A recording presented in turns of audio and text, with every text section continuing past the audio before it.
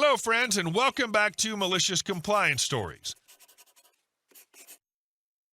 Today's story is what happens when a loyal employee finally says, you know what, enough is enough. But before we begin, best way to support our channel is to leave comments, like, and subscribe with the turned on bell so you don't miss the new video every single day. Here we go. Boss said, get a better offer, so I did. Then watched the place fall apart. Worked at Company A for over 8 years, to the point I had no intentions of going anywhere else and planned to retire with them in 30 years, as long as they kept treating me fair. Reviews came up and everyone in my team was given a lackluster raise, even though we'd improved the program from years behind on contracts to delivering 2 months ahead. I'd taken on tasks that should have been distributed across multiple engineers, but they didn't want to pay extra engineers, so they became my tasks instead. After the raises were dished out, my team confronted our manager and told him how disappointed we were. His response was, get a better job offer and we'll discuss things. So I did just that. I found a better job at a smaller company where I'd get a 20% raise and less responsibility. Once I had my offer letter, I turned it in along with a month notice of my resignation. Manager wanted to discuss what it would take to keep me. I met with him with a list of all my accomplishments, which he already had from review time, and told him I believe a better raise was justified. I told him 2 months ago that's what it would have taken to keep me. Today you have to beat this offer of a 20% raise and less responsibilities. He responded with he can't get anywhere close to that. I should have told him I wasn't satisfied, etc. He then went through the lists of my accomplishments and stated how half of them weren't required for my position. Cue compliance number 2. I asked for what was required of my position and did just that the remainder of my time there. Now I've got a better job with fewer responsibilities and better pay, and a boss who doesn't try to gaslight them. Friends in Company A tell me how they still haven't shipped any new products since I left 3 months ago, so now they're behind. Multiple people have already left, and the remaining people are looking for new jobs. Managers always get very flustered once their bluff is called.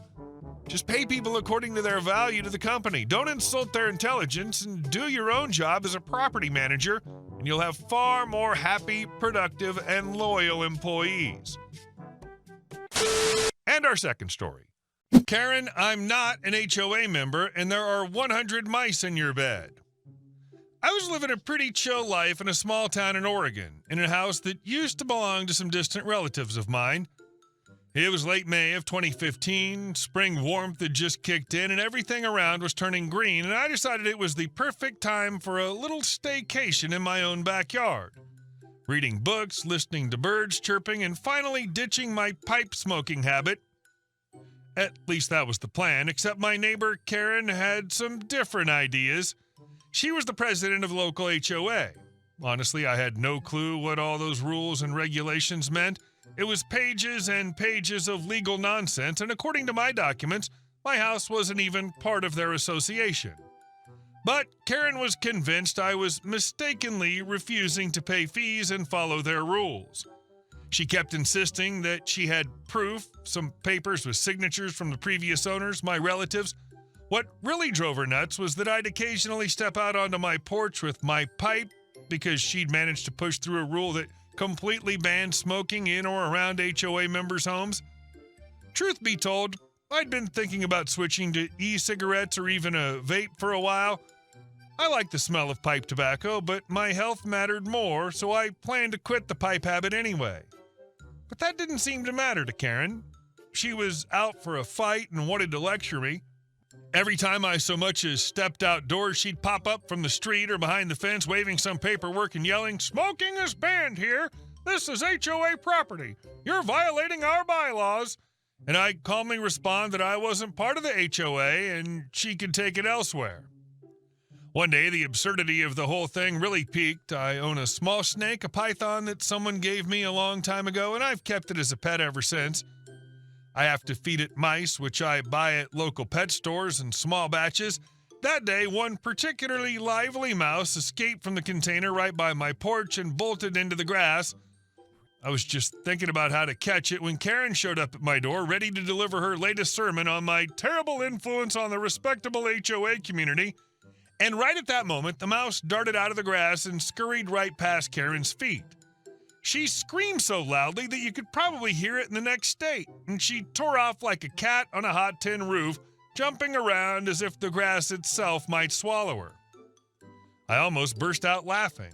This scene was so over the top that it would brighten my day for a long time to come, but I also got a sneaky idea.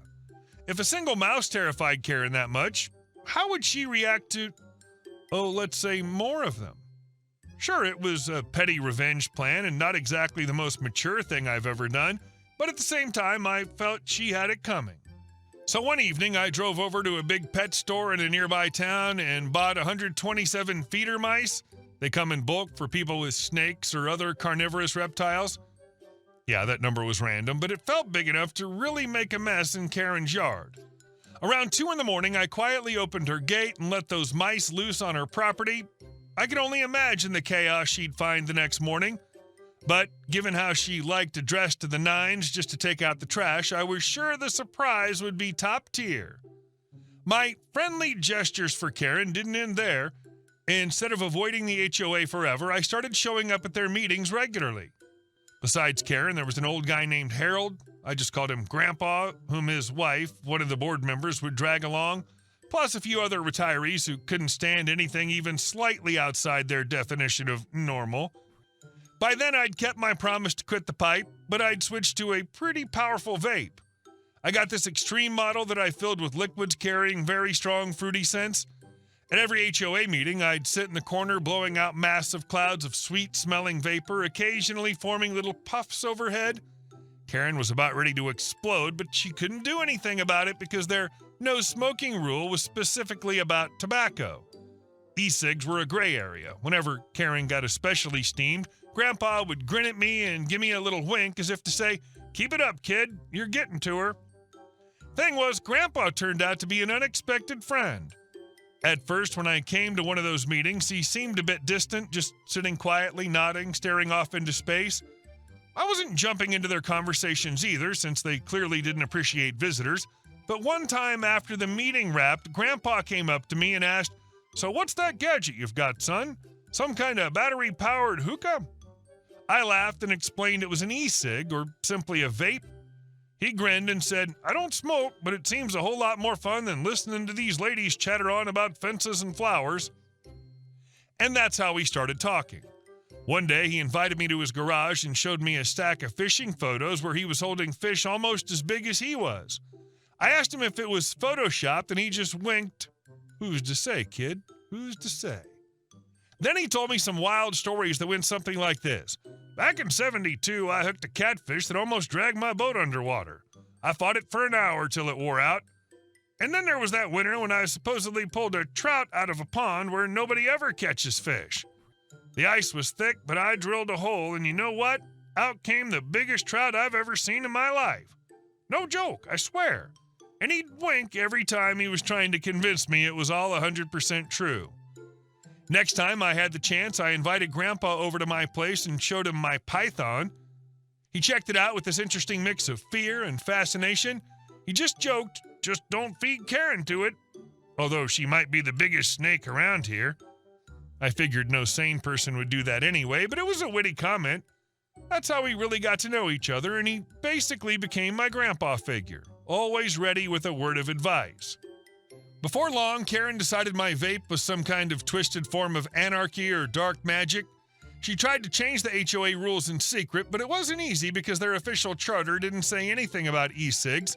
With a few people still voting against her, she resorted to a tough new tactic, a ruling that anyone who disrupts the peace or insults other community members is banned from HOA meetings.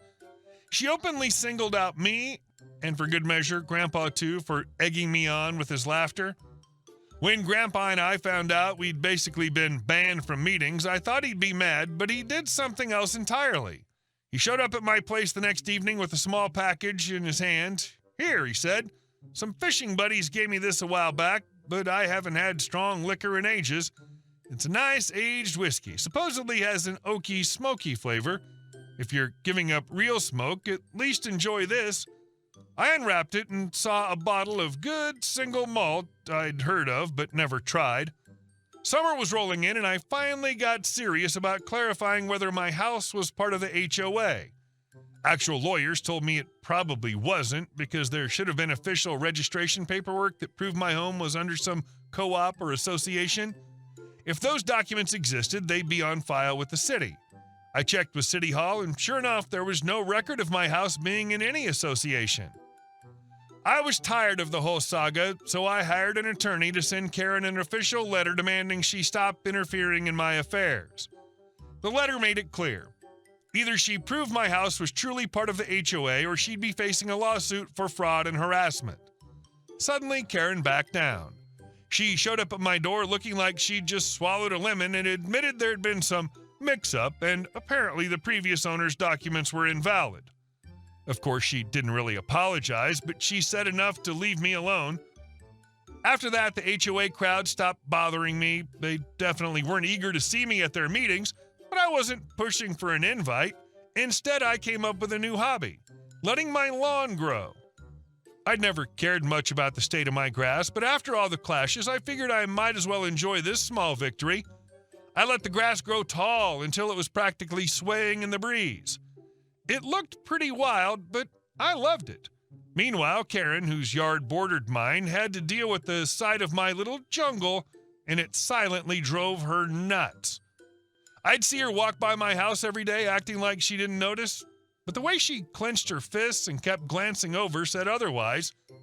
Toward the end of summer, I'd mow it just enough to keep real weeds from taking over, but still leave a thick, lush layer of grass, and there wasn't a thing Karen could do about it. I officially wasn't part of her HOA or her rules. So I made it to the early fall of 2015 in peace and quiet, enjoying Grandpa's company, listening to his never-ending whoppers about giant fish, and watching Karen try really hard to pretend I didn't exist. I still have that bottle of aged whiskey he gave me, saving it for a special occasion. Maybe I'll crack it open when Karen finally packs up and moves. Or when I become an old codger myself and start telling tall tales about fish. Who would have guessed that a simple story about mice, a pipe, and plumes of vape could turn into my own version of sweet revenge, and also a funny adventure where I ended up making a great friend. One thing's for sure, Karen's sworn off meddling in my business, at least while I'm decorating my yard with a mini rainforest and keeping my python from scaring her with random runaway mice. As for those 127 mice I released in her yard that night, she never proved it was me, and I doubt she ever will. Unless one of those mice decides to testify against me, but I figure they're not much for talking. Hey guys, thank you all for watching the video. I'll see you in the next one.